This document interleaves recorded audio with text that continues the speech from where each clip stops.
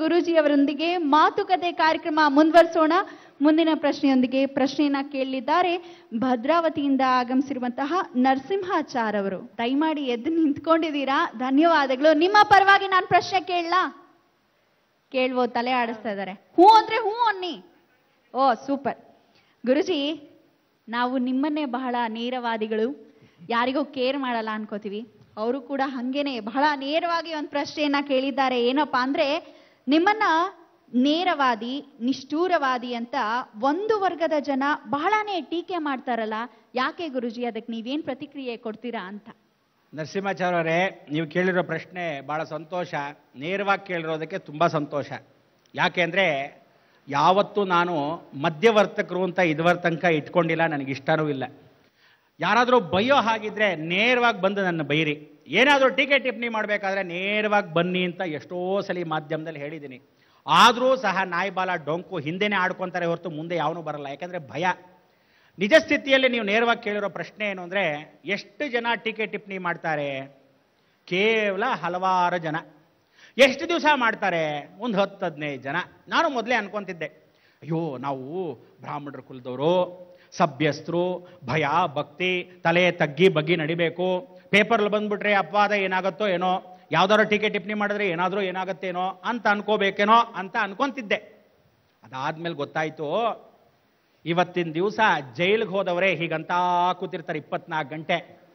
ನಾವು ಏನೂ ಮಾಡದೆ ಇವತ್ತವರೆಗೂ ಭಗವಂತನ ನಂಬಿಕೆಯಲ್ಲಿ ಇಟ್ಕೊಂಡಿದ್ದವ್ರಿಗೆ ದೇವರು ಚೆನ್ನಾಗೇ ಇಟ್ಟಿದ್ದಾನೆ, ಆಯುಸ್ಸು ಆರೋಗ್ಯವಾಗಿ ಇಟ್ಟಿದ್ದಾನೆ, ಎಂದಿಗಿಂತಾನೂ ಚೆನ್ನಾಗಿ ಇಟ್ಟಿರ್ತಕ್ಕಂಥ ನಿಮ್ಮೆಲ್ಲರ ಅಭಿಮಾನ ಕೂಡ ಕೊಟ್ಟಿದ್ದಾನೆ. ಅದರಿಂದ ಯಾವ ಕಾರಣಕ್ಕೂ ಒಬ್ಬ ಟೀಕೆ ಟಿಪ್ಪಣಿ ಮಾಡ್ತಾನೆ ಅಂದರೆ ಅದನ್ನು ನಾವು ಪಾಠ ಅನ್ಕೋಬೇಕು. ಎಲ್ಲಿ ನಾವು ತಪ್ಪು ಮಾಡಿದ್ದೀವಿ ಅನ್ನೋದನ್ನು ನಮ್ಗೆ ಅರಿವಾಗತ್ತಾ?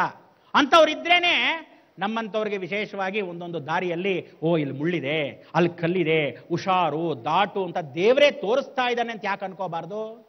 ಯಾವತ್ತು ಅದನ್ನ ನೆಗೆಟಿವ್ ಆಗಿ ನಾವು ತಗೊಂತೀವೋ ಸೋತೋಗ್ತಾನೆ ಮನುಷ್ಯ. ಎಕ್ಸಾಮಲ್ಲಿ ಪಾಸ್ ಆಗಲ್ಲ ಅಂತ ಒಬ್ಬ ಮನುಷ್ಯ ಒದ್ದಾಡ್ತಾ ಇರ್ಬೇಕಾದ್ರೆ ನೀವು ಹೇಳ್ಬೇಕೇನು ಅಂದ್ರೆ, ಖಂಡಿತ ಪಾಸ್ ಆಗ್ತೀಯ ಕಣ, ಯೋಚನೆ ಮಾಡಬೇಡ ಅಂತ ಹೇಳ್ಬೇಕು ಅವನಿಗೆ ಧೈರ್ಯ. ಆವಾಗ ನಿಜವಾಗ್ಲೂ ಆ ಒಂದು ನಂಬಿಕೆಯಲ್ಲಿ ಭಗವಂತ ಬದುಕ್ತಾನೆ. ಆ ಬದುಕಿಸ್ತಕ್ಕಂಥ ವ್ಯಕ್ತಿಯನ್ನ ಮುಂದುವರಿಸ್ತಾನೆ.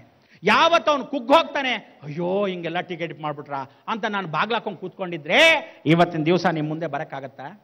ಖಂಡಿತ ಯಾವತ್ತು ತಿಳ್ಕೊಳ್ಳಿ, ನಾವು ಎಲ್ಲಿವರೆಗೂ ಮನಸ್ಸಾಕ್ಷಿಗೆ ದ್ರೋಹ ಬಗೆಯಲ್ವೋ, ಒಳಗಡೆ ಯಾವ ಕಲ್ಮಶ ಇರಲ್ವೋ, ಎಂದಿಗೂ ದೇವರ ಸೇವೆಯಲ್ಲಿರ್ತಕ್ಕಂಥ ನಾನು ಇವತ್ತು ಪ್ರತಿಜ್ಞಾಪೂರ್ವಕವಾಗಿ ಹೇಳ್ತಾ ಇದ್ದೀನಿ, ಅಂದೂ ಜನಕ್ಕೋಸ್ಕರ ಇದ್ದೀನಿ, ಇವತ್ತಿಗೂ ಜನಕ್ಕೋಸ್ಕರ ಇದ್ದೀನಿ, ಸಾಯೋವರೆಗೂ ಜನಕ್ಕೋಸ್ಕರನೇ ಆ ಜನ್ಮ ಬ್ರಹ್ಮಚಾರಿ ಆಗಿರ್ತಕ್ಕಂಥ ವಿಚಾರದಲ್ಲಿ ನಿಮ್ಮೆಲ್ಲರಿಗೋಸ್ಕರ ಇರ್ತೀನಿ ಅಂತ ಈ ಮುಖಾಂತರ ಹೇಳ್ತಾ ನಾನು ಅದನ್ನೆಲ್ಲ ತಲೆ ಕೆಡಿಸ್ಕೊಳ್ಳಲ್ಲ.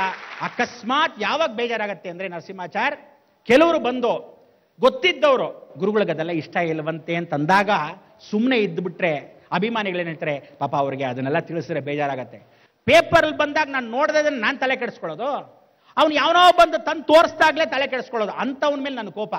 ಬಿಡೋ, ಅದಕ್ಕೆ ಯಾಕೆ ತಲೆ ಕೆಡಿಸ್ಕೋಬೇಕು? ಅವ್ನು ಹಾಕಿದ್ದಾನೆ ಪಾಪ, ಅವನಿಗೆ ನನ್ನ ಬಗ್ಗೆ ಟೀಕೆ ಟಿಪ್ಪಣಿ ಮಾಡಿದ್ರೇನೆ ಪಾಪ ಅವನಿಗೆ TRP ಇದ್ದ ಹಾಗೆ. ಆವಾಗಲೇ ಅವನ ಪೇಪರ್ ಚೆನ್ನಾಗಿ ಓಡೋದು. ನನ್ನ ಫೋಟೋ ಹಾಕೊಂಡು ಬ್ರಹ್ಮಾಂಡ ಗುರುಜಿ ದೊಡ್ಡ ಫ್ರಾಡು ಅಂತ ಹಾಕಿದ್ರೇನೆ ಅವನ ಪೇಪರ್ ಚೆನ್ನಾಗಿ ಓಡೋದು. ಇನ್ನು ಬೇರೆ ಕೆಲಸ ಇಲ್ವೇ ಅವನಿಗೆ? ಇಲ್ದರೆ ಪೇಪರ್ ನೊಣ ಹೊಡಿತಾ ಇರತ್ತೆ. ಅದಕ್ಕೆ ಯಾವ ಮಾಧ್ಯಮ ಆಗಲಿ, ಯಾವ ಜನವಾಗಲಿ, ಎಲ್ಲಿವರೆಗೂ ನಾವುಗಳು ನೇರವಾಗಿ ನಿರಂತರವಾಗಿ ನಿಷ್ಠೆಯಾಗಿರ್ತೀವೋ, ಭಗವಂತನ ಆಶ್ರಯದಿರ್ತೀವೋ, ಯಾವ ಕಾಲಕ್ಕೂ ಭಯ ಪಡಬೇಕಾಗಿಲ್ಲ ಅಂತ ಈ ಮುಖಾಂತರ ತಿಳಿಸ್ತಾ ಇದ್ದೀವಿ.